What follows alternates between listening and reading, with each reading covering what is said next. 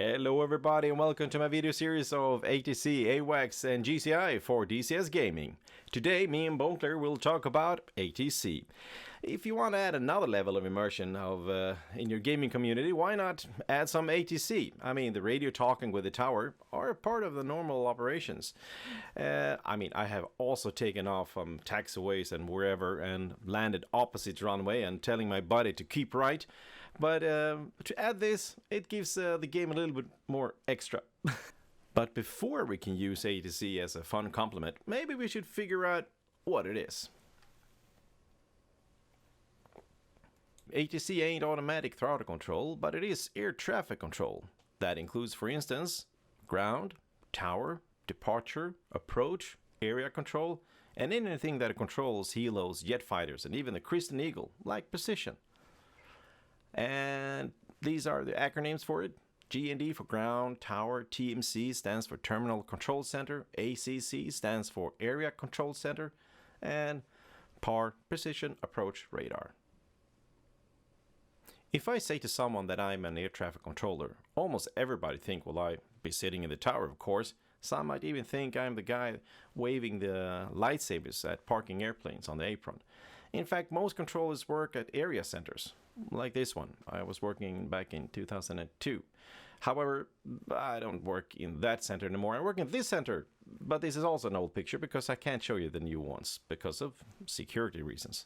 Anyway, however, not everybody though, after doing this at work, they go home and do the same thing again, but in a game.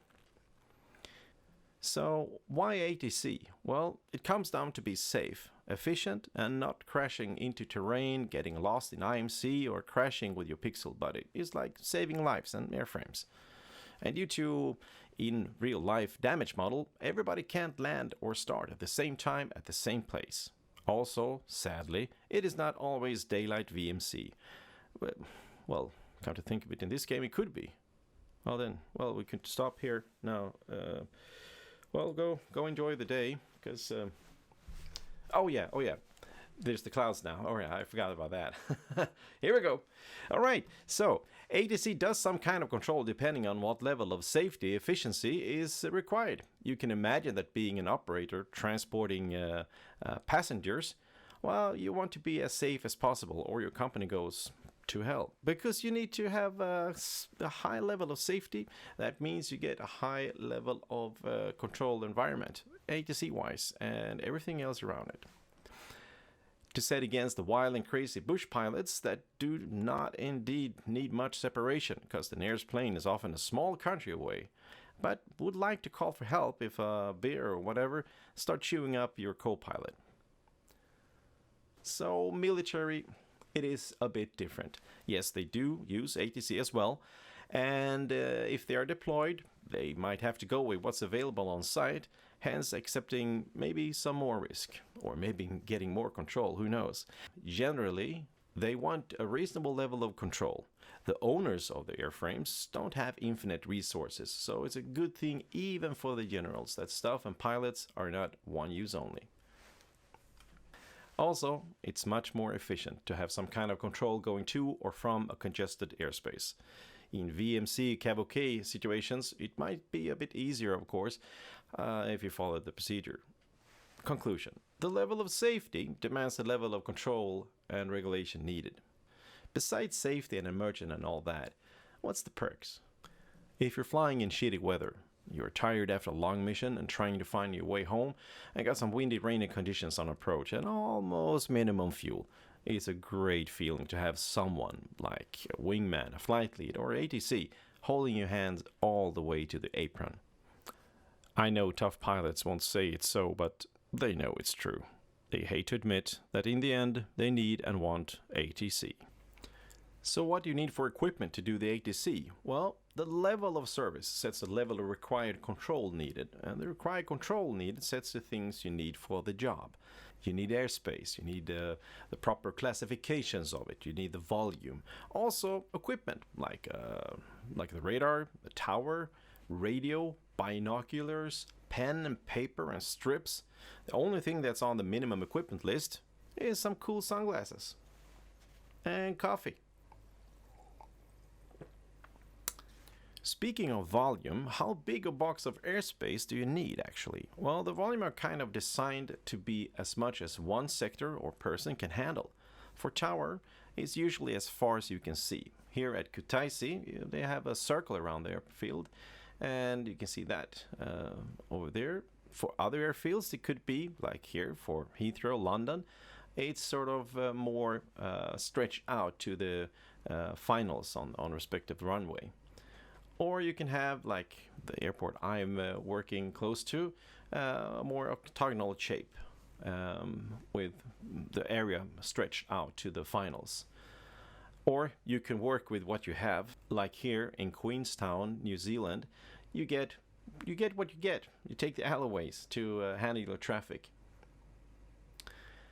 And if you look at the control zone like this, it's roughly about 11 miles aside, like from where you're standing, about 5 miles out, so as far as you normally can see in normal weather, and a little bit longer for the approaches. This has a runway of 1735, so that's why it's sort of like tilted a bit. And then you got the area, the terminal area, the area that allows you to handle the traffic, split the formation flights, and vector traffic to a safe final, as well as taking care of departures. And in this case, it's this big chunk of airspace. How big is that? Well, this big. It's because of, can't be bigger to the west because there's Denmark and Copenhagen Airport. And we also included some airspace in the north just to handle or help handle traffic to and from those airports. And if you scale up and see, okay, what do the area centers do? Well, they have a chunk of airspace given from ICAO that this is the airspace you should be working in. Could be also over international waters. The area could stretch across a state or a country or half an ocean. And in Sweden, it's like this. Well, these are the measurements. And then there's the FIRs. And in Sweden, we have two control centers. One handles the area in the south and one handles the one in the north. And, well, we have the Sweden FIR because it's Sweden and it's sort of like this big. So if you want to go to the next level, you need to think about the airspace classification. And it's graded from the most regulated, Alpha, to the least, Golf. Most of Earth is G-class, generally getting a higher letter the more traffic it is. But going into this is hardcore and not really suited for the DCS, I would say. If you like this stuff, well, BATSIM, do that. So how to start to do ATC and DCS? Well, the easiest thing is to start working as a tower, giving clearances for taxiing, takeoffs and landings.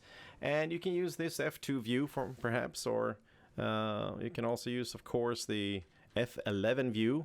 You are at the airport, you can see the one flying over there, small pixel in the far east, or you can use the F10 map.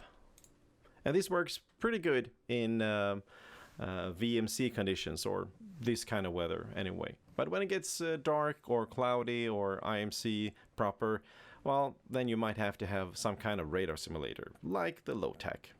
Or if you work as an approach, that's sort of the next step, then you should definitely think about that. I'm not sponsored. Also, don't forget to have a pen and paper ready. And try, if able, to write down when you give the clearance, like for this one, Adder 11, climb to exit north 5,000 feet, and you write down a small short for that, like Echo November 5.0, at the same time while you're saying it. That saves you a lot, because if you say it first and then write it down, you get kind of screwed. The next one is going to call in and try to get a clearance or whatever. And using the low tack, well, you can zoom in and see the airport and you can see the ones taxiing around. We'll get into that in another video. And you can also see your flights around here, and you have a pretty strong tool. You could actually, if you want to, draw up an airspace that could be similar to the real life or just a made up one. And we have one made up here in our community. This is the one. And we made up a box as a control zone, and these lines here are the finals going to runway 07 and 25, and we added a restricted area here and practice area over here and all that. So we kind of you know, make a fake airspace, and everybody knows about this, and you know, flies according to our procedures. Okay, Apollo, I get it, but what should you drink? Well, coffee, of course. However, this is like a game, and I want to enjoy life, so I would say Tower is more of a beer type, General ATC is more of a wine, red wine for me, and AWACSing is whiskey. If you're doing the paddles or carrier ops, well, that's of course rum. Alright, thank you very much for watching, and remember, the pattern is always full. See ya!